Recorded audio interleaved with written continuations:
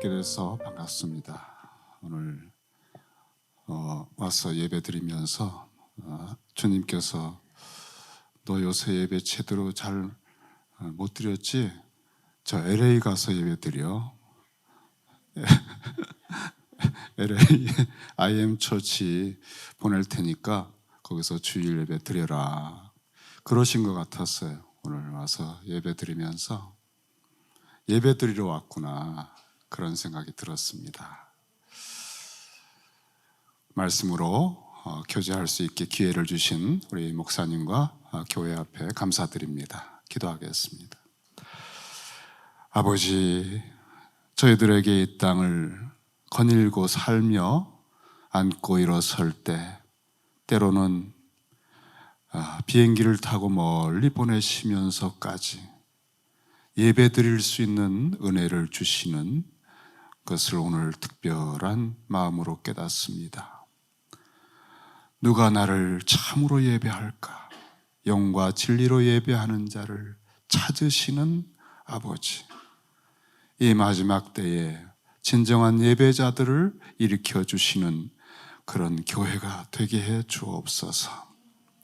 오늘 이 예배가 하늘로부터 주시는 은혜에 힘입어서 불일 듯 일어날 터이오니 위로부터 주시는 은혜를 부어주셔서 잃어버린 우리의 모든 유업과 기업을 회복한 감격의 찬양들이 우리의 마음 근원에서부터 이 교회가 하나님 아버지께 돌려드리는 영광이 되게 해 주옵시고, 아버지의 그 능하신 손이 돌보시는 당신의 나라가 임하는 교회가 되게 해 주옵소서. 무익하고 부족하지만 당신의 영을 부어주셔서 종의 입술을 사용해 주시고 오늘 저희를 친히 만나 주시옵소서. 예수님의 이름으로 기도합니다. 아멘. 많은 사람들이 바닷가에 몰려왔습니다. 그저 밀치며 당기며 더 가까이 어떤 사람에게 다가가려고 했었습니다. 그 이유를 오늘 5장 1절은 이렇게 말합니다. 무리가 몰려와서 하나님의 말씀을 들을세. 그들은 하나님의 말씀을 듣기 위해 몰려온 것입니다. 많은 이유가 있지만 사람들은 어딘가에 몰려갈 때 이유가 있지만 오늘 이 사람들은 하나님의 말씀을 듣고자 갈망했습니다. 그들은 게네사렛 호숫가에 서 계신 한 분에게 왔는데, 갈릴리 호수의 다른 이름이죠. 주님께서 너무 사람들이 밀쳐오니까 바닷가에 빠질 것 같아서 강대상을 삼고자 배를 하나 빌리셨습니다. 2배가 있었는데 그 중에 한 사람을 주님이 잘 알고 계셨어요. 시몬의 배였습니다. 여보게 시몬, 배 좀 빌려주게나 해서 드디어 배를 강대상 삼으시고 말씀을 전하게 되셨습니다. 도대체 사람들은 하나님의 말씀을 듣는다는 게 무엇이기에 이렇게 몰려왔을까? 주후 1세기, 그 당시에 팔레스틴 땅에서 하나님의 말씀은 매주 회당에서 전파되고 있었습니다. 바리새인들은 그 말씀을 철저하게 지키는 사람들이었고 서기관들과 랍비가 그 말씀을 가르쳤습니다. 전국이 사실은 하나님 말씀이 진동하는 나라였습니다. 그런데 매주 듣는 그 하나님의 말씀이라는 것을 들으면 들을수록 이상하게 죄책감이 생깁니다. 율법에 대하여, 민족주의에 대하여, 또 로마를 뒤집어 엎을 메시아에 대하여, 그런 말씀들이 너무나 삶을 힘들게 하는 거예요. 그 말씀들을 들으면 들을수록 하나님과의 관계가 친밀해지는 게 아니라 점점 멀어집니다. 영적으로 침체가 되고 마치 무엇을 먹지 못한 허기짐처럼 너무나 곤핍해서 그들은 병이 들고 때론 귀신이 들리고 또 어디엔가 뭔가 운동이 일어나면 막 떼거리로 몰려가서 참여를 하는 그런 갈 바를 모르는 사람들이 되어 있었습니다. 그런 와중에 어떤 한 분이 등장해서 말씀을 전한다고 하는 소문이 들려온 거예요.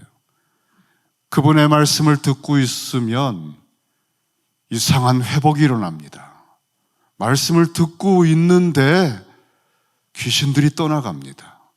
그분이 손을 얹어주시면 평생에 고치지 못했던 병이 낫습니다. 소문이 순식간에 전국에 퍼졌습니다. 그분이 전하고 있는 하나님의 말씀, 그분이 하고 있는 말씀을 듣고 있노라면 하나님이 사람이 돼서 말씀하신다면 저렇게 말씀하겠구나. 하나님이 말씀한다면 저렇게 말씀하시고 그 하나님의 말씀은 저런 것이겠구나라고 하는 아주 강렬한 필링을 그 가슴에 느끼게 해주었습니다. 그분이 전하고 있는 말씀은 어떤 말씀이었을까요? 우리는 누가복음에서 예수께서 전하고 있는 말씀에 대해서 아주 명확하게 이미 이런 말씀을 전하고 계신 것을 우리에게 가르쳐준 누가복음 4장의 유명한 말씀의 내용을 알고 있습니다. 누가복음 4장 18절에 보면 예수께서 당신의 사명을 선언하시는 특별한 시간을 나사렛 회당에서 가지셨는데 주의 성령이 내게 임하셨으니, 주님의 성령이, 여기서 주님은 하나님 아버지십니다. 하나님 아버지께서 특별히 한 사람에게 당신의 성령을, 하나님의 신적 권세의 모든 것을 부으시는 한 사람을 택하여서 그 영을 부으셨는데 그 목적이 있습니다. 하나님의 권세와 능력과 지혜와 사랑과 은혜가 어떤 것을 위해서 부어졌는가? 그것은 가난한 자에게 복음을 전하게 하기 위해서입니다. 복음, 기쁜 소식이죠. 사람들이 정말 들어야 할 내용이 있는데 우리는 그걸 잘 몰라요. 하루 종일 무수한 소리들이 우리 귓전음과 고막을 때리고 지나가지만 우리를 살리지 못합니다. 진짜 들어야 할 말씀은 들어봐야 알아요. 그 진짜의 말씀, 하나님의 심장에서 그의 영이 역사해서 우리의 마음과 중심과 삶에 임하는 그 기쁜 소식을 전해주기 위해서 하나님의 영이 임했다는 것입니다. 그 하나님의 영이 임하는 가난한 자들에게 전해지는 소식, 그 가난한 사람은 누군가? 구체적으로 포로된 자입니다. 포로된 자, 그리고 눈먼 자, 그리고 눌린 자들입니다. 우리 주님은 이 말씀을 읽으면서 하나님 아버지께서 내게 성령을 부으셔서 바로 이러한 사람들에게 복음을 전하라고 나를 보내셨다, 보냄을 받았다고 하는 그 사명감을 절실하게 느끼고 계셨어요. 그리고 그것을 더 정확하게 말씀하시기를 그 다음 절에 보면 주의 은혜의 해를 전파하게 하려 하심이라. 아버지 하나님의 은혜의 해, 희년입니다. 희년. 여러분, 희년은 49년 안식년 다음 50년째 해입니다. 안식일은 부분적인 회복을 하죠. 하루만 잘 쉬어도 얼마나 좋습니까? 안식년은 또 부분적인 회복을 더 많이 합니다. 하지만 49년째 안식년까지 도와주는 사람 없으면 파산당한 사람이에요. 그럴지라도 50년째 신년의 나팔 소리가 울리면 하나님의 은혜로 완전히 원상복구하는 그 나팔 소리가 울려 퍼집니다. 바로 그 신년의 나팔 소리를 울려주기 위해서 오셨다는 거예요. 이 말씀은 하나님 아버지의 성령과 그 사랑과 긍휼과 자비의 심장으로부터 분출하면서 나오기 때문에 이 메시지가 선포될 때 그 말씀을 믿으면 그대로 이루어지는 것입니다. 빛이 있으라 하심에 여러분, 혼돈과 공허와 흑암 가운데 아무것도 없을 때, 질서가 없을 때 애쓰고 노력해서 되는 게 아니에요. 빛이 있으라, 하나님의 입에서 나오는 말씀이 천지를 조성하고 창조하는 것입니다. 이 복음이라고 하는 하나님의 말씀, 신년의 복음이 선포되면 우리 속에 없었던 것이 생깁니다. 주저앉았던 생각이 일어납니다. 새로운 기도가 터져 나옵니다. 놀라운 일들이 생깁니다. 우리 시대 사람들은 어디서 이러한 일이 벌어질까 하고 많은 소리를 쫓아다니고 있습니다. 그런데 이 사람들은 발견했어요. 그 하나님의 말씀이 예수로부터 나오는구나. 그래서 이렇게 몰려든 것입니다. 이 하나님의 말씀을, 그 주님의 말씀을 전하는 유일한 장소가 이 시대 역사 속에 교회입니다, 여러분. 매 주마다 교회 강대상에서 하늘보좌에 계신 하나님께서 택한 당신의 종들을 통해서 이 말씀을 전해주십니다. 그리스도인들은 이 힘으로 사는 것입니다. 우리 주님께서 무리를 향하여 이 말씀을 온전히 전하고 가르치셨는데 이제 말씀을 딱 마치셨을 때 그 배에는 시몬이 함께 타고 있었습니다. 그런데 이 배에 타고 있는 시몬은 사실 마음이 복잡한 사람이에요. 왜냐하면은 그는 지난 밤에 밤새도록 고기를 잡으려고 했지만 한 마리도 못 잡았어요. 여러분, 한 마리도 못 잡은 것이 이상한 사건입니다. 보통 그 갈릴리 바다는 물반 고기반이에요. 저 같은 사람도 그물을 던지면 고기 잡을 수 있어요. 믿어주세요. 저도 잡을 수 있어요. 그냥 잡힙니다, 여러분. 그런데 전문 어부, 수십 년 그 바다에서 잔뼈가 굵은 전문가입니다. 그리고 전문가들 동료가, 드림팀이 밤을 새워 그물을 던졌는데 한 마리도 못 잡았어요. 수고하고 애쓴다는 것, 노력하고 성실하다고 하는 것이 우리에게 뭔가를 성취한다고 하는 게 이 시대 정신이거든요. 그런데 밤을 새우고 팀웍을 가지고 최고의 전문가 그룹이 그렇게 노력해도 아무것도 이룰 수 없는 이상한 현상을 경험하면서 시몬은 지난밤에 몸이 지친 정도가 아니라 정신적으로 탈진을 했어요. 이거 뭐지? 왜 이런 일이 벌어지지? 애쓰고 힘쓰면, 노력하면, 성실하면, 힘을 합치면 이제까지 됐는데 도대체 이 벽이 너무나 두꺼운 철벽이 가로막힌 것 같은 섬뜩한 느낌이 든 거예요. 안 되는 세계가 있구나. 이 절망감과 무력감이 준 탈진은 뼛속 깊이 들어와서 도무지 수수께끼가 풀리질 않는 거예요. 우리에게 있어서 이러한 일은 의미가 있습니다. 그는 그 업으로서의 자존심, 그게 무너져 버렸어요. 그리고 빈 그물을 씻고 들어가서 쉬려고만 했습니다.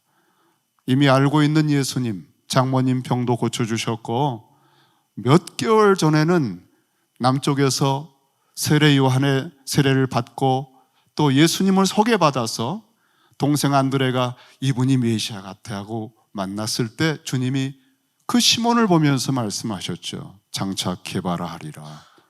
베드로라고 할 것이다. 그렇게 서로 관계가 있었음에도 불구하고 주님을 따르지 못하고 고기를 잡고 있었던 것입니다. 이제 그 시몬은 주님과 함께 배 안에 들어가서 주님의 말씀을 억지로 듣게 되었습니다. 피곤해서 지칠 대로 지쳐서 빨리 들어가 쉬고 싶었지만 말씀 듣는 것도 다 귀찮고, 그런데 꼼짝없이 주님이 부탁하셔서 이렇게 배에 앉아 가까이, 가장 가까이 주님의 말씀을 듣게 된 거예요. 많은 사람에게 전하는 말씀을 귓전으로 들으면서 와, 이 말씀이 생각보다 권세가 있고 들으면 뭔가 힘이 생겨. 그러다가 또 바다를 봅니다. 말씀을 듣다가 바다를 보면 지난밤 사건이 너무나 이상한 거예요. 한 마리도 잡히지 않는 고기들을 도무지 이해할 수 없는 거예요. 그 바다를 한없이 쳐다봅니다. 못 잡은 고기에 대한 집착이 떠나가진 않습니다. 그러다가 또 무리를 보면 대단하죠. 이 많은 사람이 또 몰려왔네. 주님의 말씀을 듣네. 그러면 말씀을 듣다 보면 와, 참 귀하다. 그러다가 또 고기 생각을 합니다. 우리가 세상 살면서 많이 지치고 괴로운 일들을 갖고 여러분 지난밤 또 기억을 갖고 오셨을 거예요. 여기 앉아서 말씀을 듣다가도 그거 어떻게 됐지 하다가 또 말씀을 듣고 이거 어떻게 할까 하다가 또 목사님 쳐다보고, 여러분 다 그렇게 살고 있는 것입니다. 그 바다가 고기가 왜 안 잡힐까? 고기야, 고기야, 어디 갔니?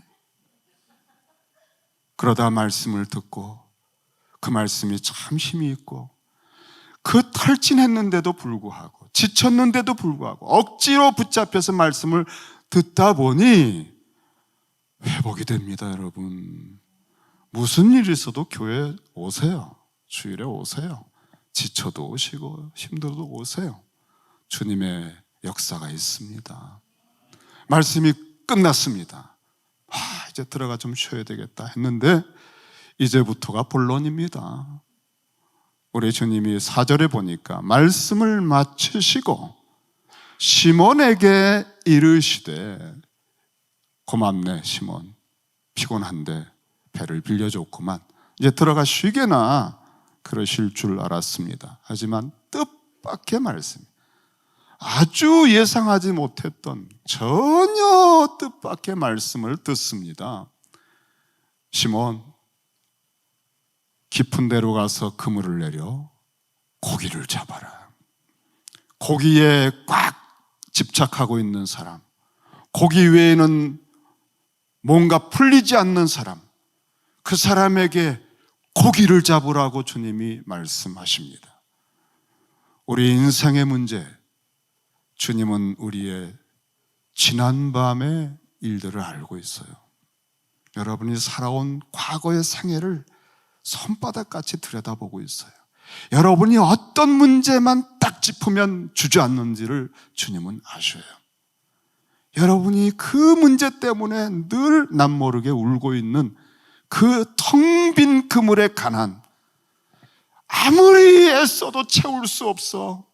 내 인생사를 걸고도 채워지지 않아. 이것이 왜 채워지지 않는 거야? 나는 이것만 있으면 될 것 같은 그런 가난에 처절한 빈 그물이 여러분에게는 다 있는 것 같아요. 우리 주님은 이렇게 가난한 사람에게 복음을 전하려고 오셨습니다. 이렇게 가난에 치를 떨고 탈진하고 절망하는 사람들을 주님은 한없이 긍휼히 여깁니다. 그리고 당신의 모든 힘을 다하여 하나님 아버지께서 부어주신 성령의 모든 권세와 그 자비를 다하여 말씀하십니다. 시몬아, 깊은 데로 가서 고기를 잡아라. 우리의 이 가난에, 배부의 중심부에 당신의 말씀을 꽂으시고 당신의 전능함을 다 동원해서 우리를 채워주시는 신연의 주님이 오셨습니다. 그 주님이 오셨습니다, 여러분. 시몬은 탈진하고 지쳤지만 잠깐 들었던 말씀에도 힘이 돼서 이제 이 말씀을 들을 힘이 생긴 것 같아요.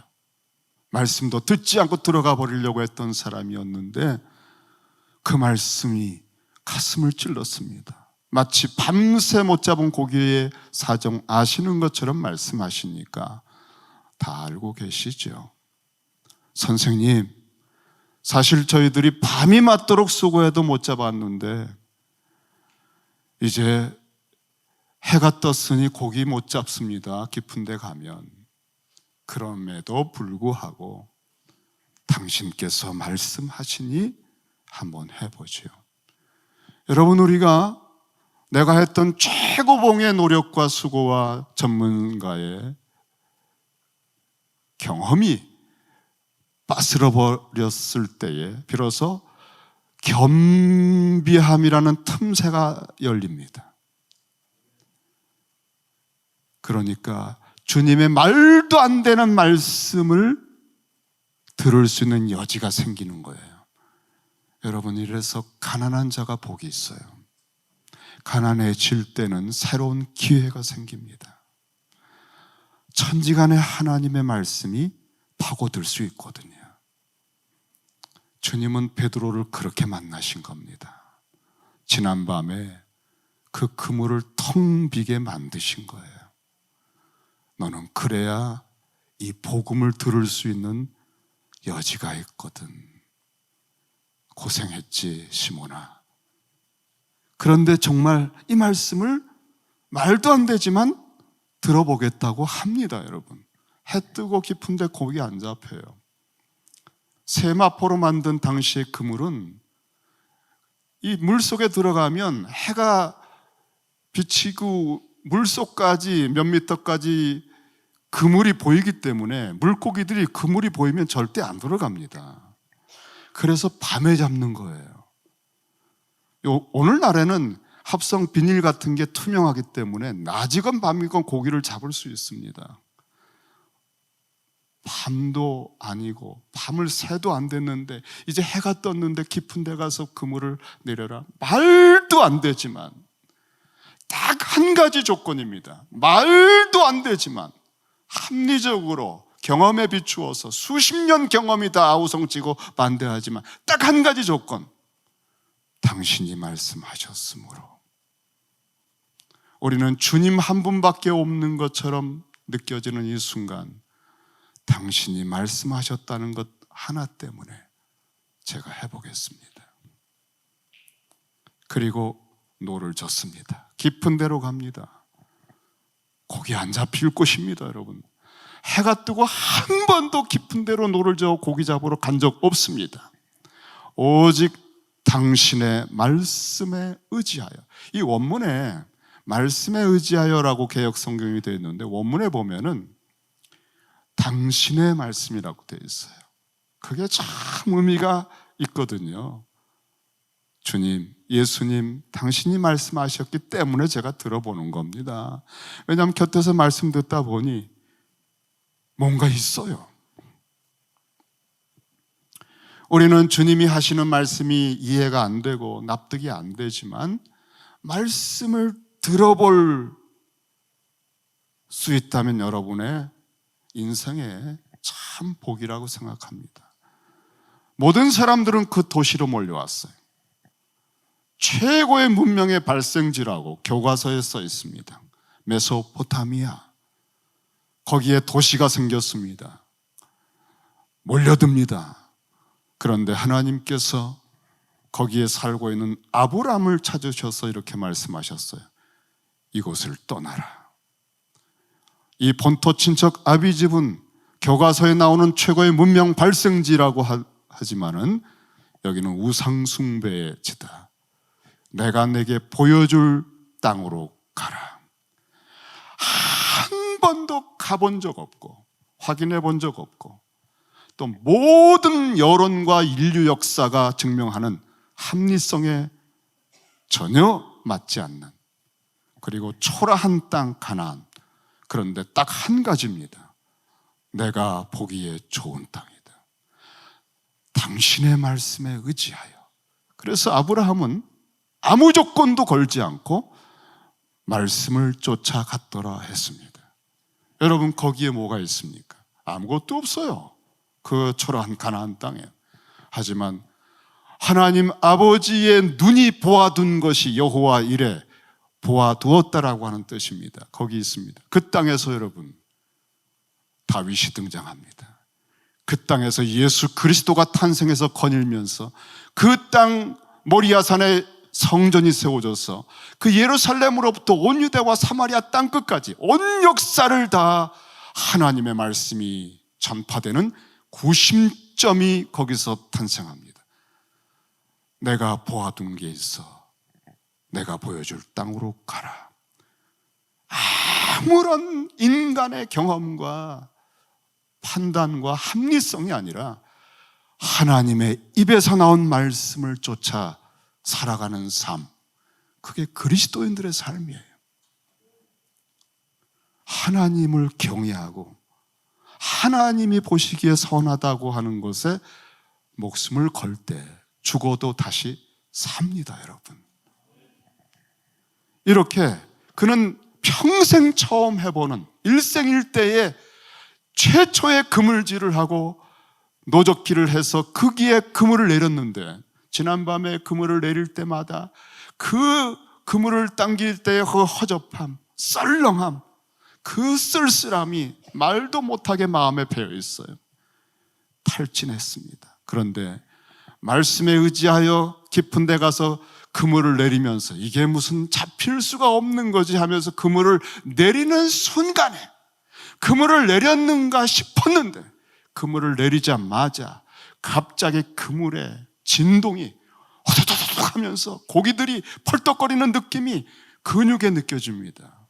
그 근육이 당겨지면서 그물이 막 찢어지는 것처럼 어마어마한 무게감을 느끼면서 당황합니다.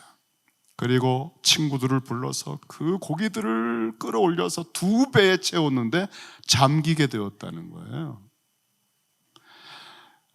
이런 일들이 여러분 어떻게 일어날 수 있을까요? 제가 여러분에게 바닷속을 좀 보여드릴게요.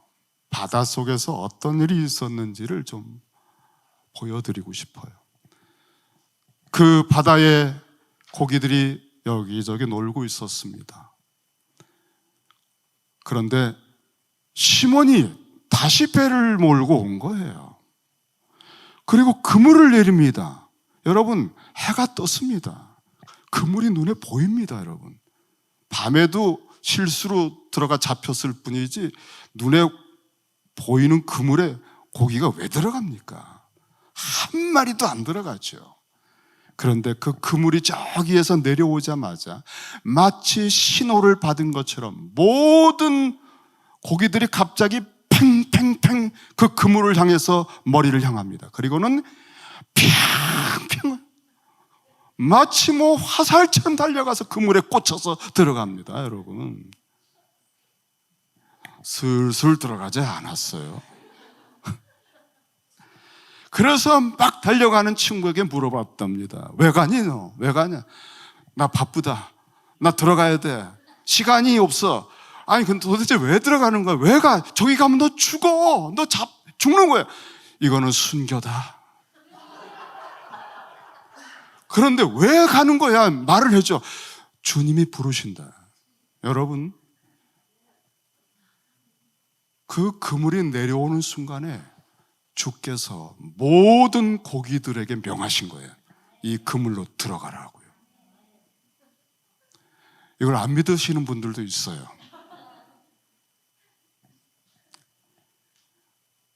요나가 물속에 던져졌을 때 하나님께서 큰 고기에게 명하셨습니다. 그를 삼켜서 하나님께서 원하신 정확한 자리까지 그를 데려다 놓게 하셨습니다. 엘리야가 그리 시냇가에 있을 때 하나님이 말씀하셨어요. 내가 까마귀들을 명하여 아침 저녁으로 떡과 고기를 주리라. 까마귀들은 자기 본성을 어기면서까지 순종을 했습니다. 고기들은 태초에 그 물속에 아무것도 없었는데 하나님께서 창조하셨습니다. 하나님이 그 고기들을 다스리고 있습니다. 하나님이 여러분의 비즈니스를 다스리고 있어요. 저 가게에 아무도 가지 마. 그러면 한 사람도 오지 않습니다, 여러분. 우리가 누가 통치하고 있는지를 모르고 살기 때문에 밤을 새워 애를 쓰는 겁니다. 성실하면 돼. 노력하면 되는 거야. 인생은 이렇게 하면 성공하는 거야 라고 하는 자기 개발서들을 따라가고 있는 겁니다. 그런데 여러분, 이제는 그게 안 통합니다. 왜냐하면 왕이 오셨거든요. 주님이 오셨거든요. 이제는 주님이 통치하는 것을 떠나서는 아무것도 되질 않습니다. 여러분은 특별히 그 주님을 주님으로 고백했기 때문에 세례받은 그날부터 여러분의 모든 것은 주님이 일거수일투족을 다스립니다. 주님이 이름을 불러주셨는데도 불구하고 너는 나의 나라에서 베드로가 될 거야. 하나님의 웅대한 구원의 역사 속에 내 배역을 맡겨주시고 내가 할 역할을 맡겨주셨음에도 불구하고 저기 가서 딴짓하고 있는, 그게 성실하고 애를 쓰고 노력하는 것이 아니라 여러분 그게 이상한 짓 아닙니까?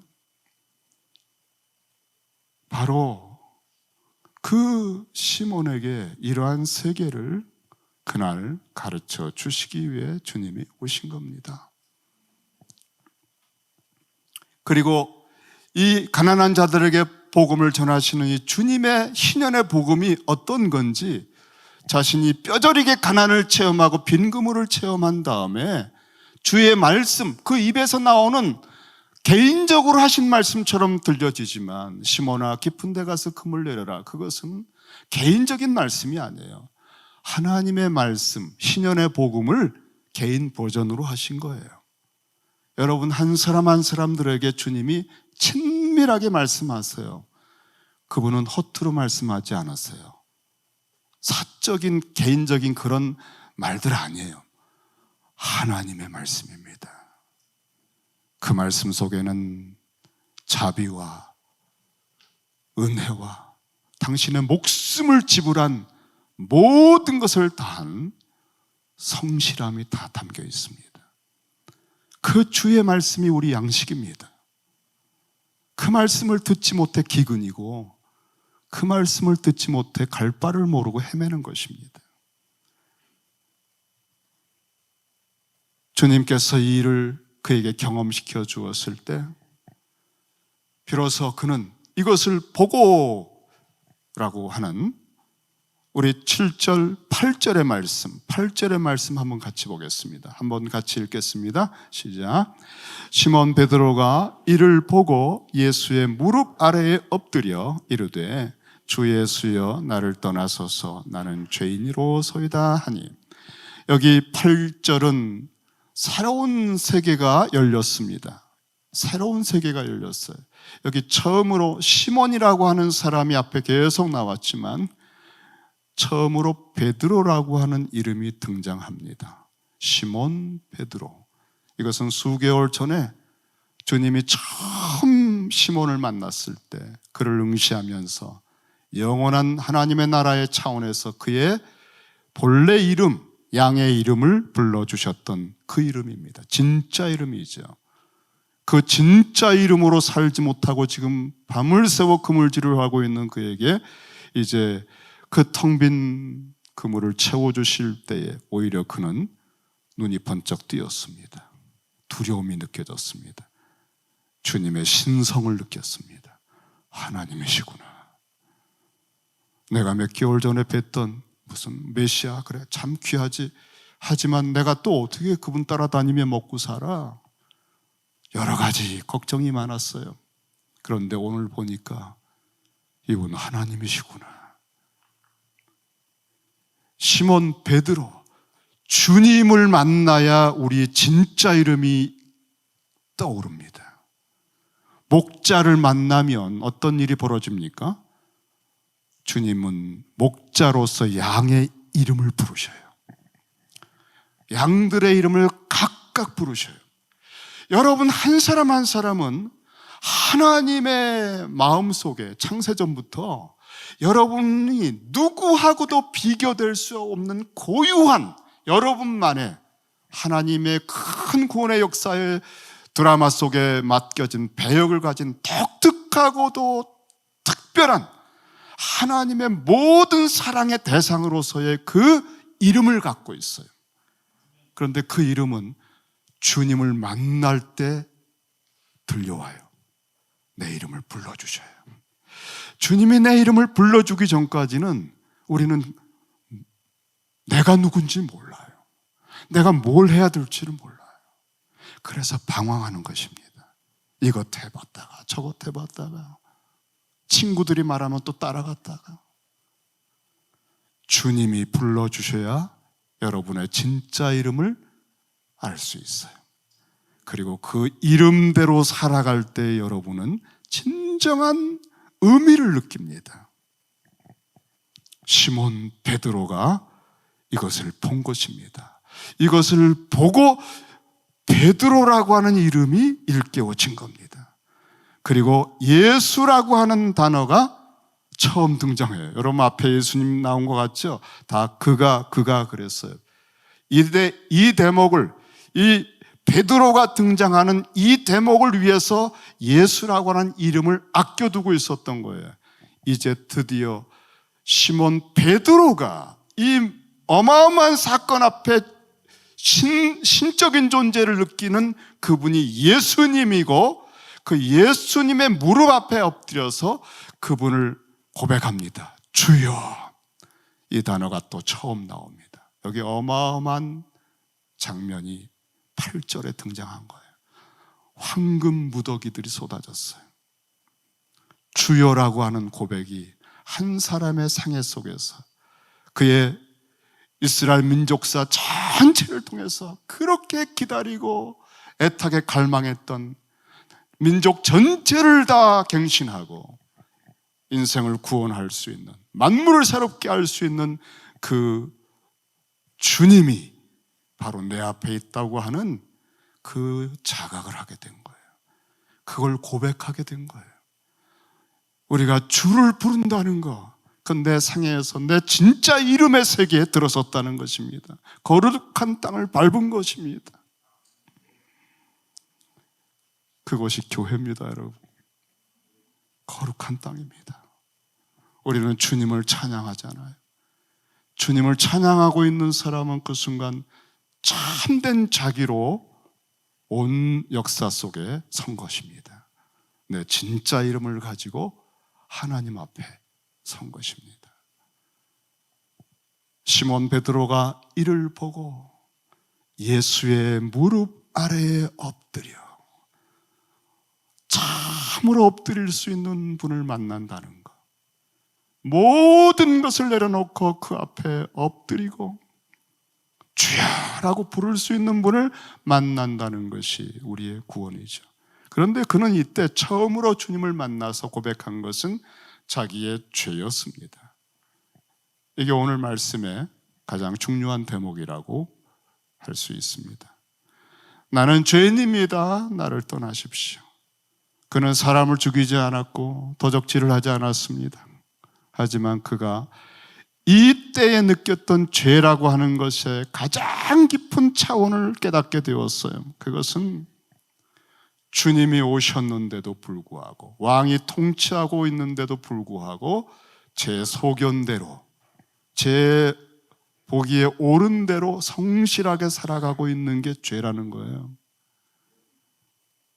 주님이 통치하시는 나라에 그 나라가 임했는데도 불구하고 모든 것, 사고방식과 정서와 의지를 통째로 메타노이아, 돌이켜 회개하여 그 왕을 중심으로 재편하고 그 왕의 말씀을 귀 기울여 들으며 왕을 쫓아 그 다스림을 받으며 살아가지 않고 왕이 저기 오셨건 말건 나는 고기 잡는다, 그러고 살아가는 게 죄였다는 사실을, 왕이 오셨는데도 불구하고 사사시대처럼 제 소견에 오른 대로 자기 중심으로 살아가고 있는 죄의 본성, 여러분, 죄의 뿌리는 자기 중심성이에요. 내가 하나님처럼 되리라, 선악과를 따먹는 그 죄의 본성입니다. 살인하고 도적질하고 간음하는 건 그 뿌리에서 나온 결과들이에요. 주님을 만나서 그는 비로소 죄인 된 것을 알았습니다.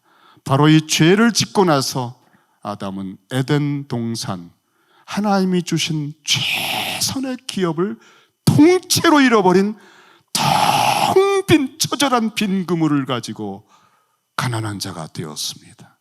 이것이 죄인의 운명이에요. 정령 죽으리라. 바로 그 가난한 자의 체험을 죄를 고백하면서 하게 된 것입니다. 이 가난함은 말로 할 수 없어요. 주님은 빈 그물의 가난을 채워주기 위해서 당신의 전능함을 동원하셨지만, 죄인의 가난함을 채워주는 것은 그런 능력으로가 아니에요. 영원한 저주와 진노의 밑바닥에서 어찌하여 나를 버리십니까? 라고 버림받는 진노의 저주에 모든 것을 상실한 죄인들의 그 가난은 우리 주님이 십자가에서 찢겨 피를 다 흘려 대신 버림받으시면서, 대신 저주를 받으시면서 그 핏값으로 지불하고 채워주시는 복음으로만 가능합니다. 가장 무섭고 깊은 가난을 그는 그날 얼핏 알았습니다. 그리고 자신의 이름을 알게 되었습니다. 우리 주님은 이러한 고백을 하는 사람에게 복음을 전하기 위해서 오셨어요. 은혜를 주시기 위해 그를 용서하셨습니다. 두려워하지 말아라, 내가 너를 용서했다는 거죠. 이러한 용서를 받아야만 우리는 죄의 고백에서 두려워 바들바들 떨던 이 사람이 갑자기 자유해진 것을 알았어요. 의롭다 해주시는 주님 앞에 아무것도 두렵지 않고 만물이 다 평안해지면서 눈이 반짝 뜨였어요. 복음은 우리를 하나님의 위대한 구원의 역사 속에 아주 놀라운 왕 같은 제사장의 정체성을 갖고 담대하게 서게 합니다. 저는 이 세상에 아무것도 부러운 거 없어요. 하나님의 아들이거든요. 우린 다 하나님의 아들들이요, 아빠 아버지를 부르며 그 나라의 상속자라고 성경은 기록하고 있습니다. 저는 정말 아무것도 세상에 부러운 게 없어요. 그리고 그 나라의 상속자라는 것이 얼마나 저를 가득 채워주는지, 아침에 눈 뜰 때마다 모든 세상을 주기도문의 세상으로 보여주게 해주셨어요. 아버지의 나라가 임하소서, 아버지의 뜻이 오늘도 이 땅에 이루어지게 하옵소서. 그 일을 위해 오늘 양식을 먹고 인간관계를 하고 시험에 들지 않게 해주십시오. 주님이 이렇게 세상을 보고 계셨구나. 그리고 아버지를 바라보시며 천지의 주제이신 아버지를 바라보셨구나. 여러분, 이게 특별합니까? 이건 모든 그리스도인들의 삶입니다. 바로 시몬은 그날 베드로로서 이 첫걸음을 뗀 것입니다. 이제 후로는 from now on 전환점이 온 것입니다. 내가 사람을 취하리라. 하나님의 위대한 역사 속에 너의 배역을 베드로라고 불렀던 그 일에 이제 내가 너를 사용할 것이다. 훈련할 것이며 키워줄 것이다. 11절 말씀 같이 읽겠습니다. 시작. 그들이 베드로를 육지에 대고 모든 것을 버려두고 예수를 따르니라. 이제 그 못 잡아서 집착했던 고기 그렇게 많이 잡았는데 그냥 그걸 다 버려두었습니다. 그런 고기 여러분 이제 알았어요. 눈앞에서 봤어요. 그런 고기 때문에 먹고 살 거 걱정했던 시몬. 그래서 먼저 그의 나라와 의를 구해라. 그리하면 이 모든 것 더해준다고 우리가 귀에 못이 박히도록 들었어도 아무리 들어도 느끼는 바가 없었는데 그날 시몬은 눈앞에서 봤어요. 이런 고기들은 주님이 원하면 수천 번도 잡을 수 있구나. 내가 먹고 사는 문제. 그래서 주님은 다 더해 주시는 거구나. 내 이름 베드로로 살아야 되겠다. 이것이 내가 살 길이었구나. 모든 것을 버릴 수 있는 자유. 그것은 하나님 나라 백성이 가지는 세상 사람이 보면 놀래는 아우라입니다. 어떻게 저렇게 살아? 비밀이죠. 이것이 빛과 소금이에요. 지금 이 삶을 그럼 다 버리라는 뜻인가? 직접 버린 제자들은 특별한 훈련입니다. 하지만 우리들은 다 버렸습니다. 어떻게? 청지기로 우리의 삶에 다 주님의 것에 소유권을 넘겨드리고 우리는 청지기로 살아갑니다. 이것이 제자의 길입니다. 필요하면 더 주실 겁니다. 걱정하지 마세요. 여러분이 그의 나라를 위해서 해야 할 일에 넘치도록 주십니다. 모든 것을 버려두고 이제 딱 한 분을 쫓습니다. 예수를 따르니라. 주님 안에 모든 것이 있어요. 없어도 있게 할 것이고 죽어도 살려주실 것입니다. 이 주님이 오셨습니다, 여러분. 이 주님에게 초점을 맞추지 않고 여기저기 기웃거리며 나름 성실하다고 살아가는 것이 죄라는 것을 알아야 되겠습니다. 저는 한 말씀을 더 여러분에게 드리고 마치겠습니다. 요한복음 15장 5절에 보면 주님께서 딱 부러지게 말씀하셨어요. 나는 포도나무요 너희는 가지라. 나는 포도나무요. 여기 나라고 하는 자기 자신을 선언하는 에고에임이라고 하는 특별한 표현으로 나는 포도나무요 너희는 가지라. 정체성 선언을 하셨습니다. 우리 주님 홀로 나는 이라고 말할 수 있습니다. 우리 모두는 자기중심적으로 살아가던 죄가 얼마나 처절하게 악한 것인가를 역사 전체를 통해서 배웠습니다. 뼈저리게 선악과를 따먹으면서 나는 하나님처럼 되리라 했던 그것이 죄의 근원이고 그것을 빈 그물로 경험을 하면서 살아갑니다. 여호와께서 집을 세우지 아니하시면 세우는 자의 수고가 헛되다 그랬어요. 아침 일찍 일어나고 밤늦게 누우며 아무리 성실하고 신실한 것 같이 보여도 수고의 떡을 먹음이 헛되다 그랬어요. 오직 한 분만이 중심에 서서 외치십니다. I am 나는 포도나무요 내가 너희들의 왕이다. 내가 너희들의 주다.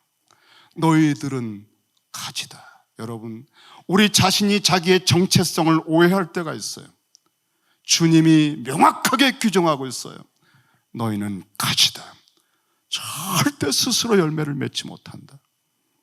너희가 나를 떠나서는 아무것도 할 수 없습니다. 아유, 열심히 하니까 고기 잡혔는데요. 잡힌 것 같으냐? 빈 그물이다. 그 빈 그물을 처절하게 느낄 수 있게 해주마. 여러분, 주님이 날 잡아서 우리가 살아가는 삶이 그렇게 큰 집을 세우고 성을 지켰는데 잘 되는 것 같은데 아무것도 헛되다라고 하시는 말씀이 진짜인 걸 여러분 날 잡아서 한번 느끼게 해 주시길 원하세요? 우리는 말씀을 믿고 깨닫고 지혜롭게 삽니다. 말씀대로 쫓아가는 거죠. 우리 주님이 오셨고요. 주님은 명확하게 정체성을 선언하셨습니다. 나는 포도나무이고 너희는 가지다. 나를 떠나서는 아무것도 할 수 없다. 기도하겠습니다.